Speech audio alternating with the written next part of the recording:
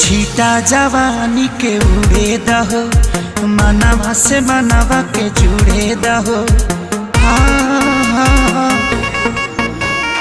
छीटा जवानी के उड़े दहो, मनवा से मनवा के जुड़े दहो। आज सुते दरिया तान की तान की तान की टूट जाए राजा जी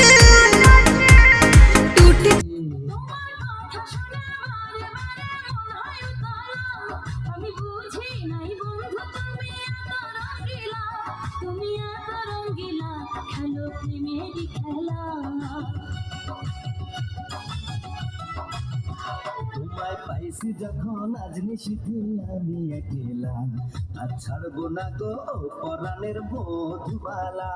তুমি বাসর ঘরে আর আমারে দিও না জ্বালা, আর খেলো না গো এমন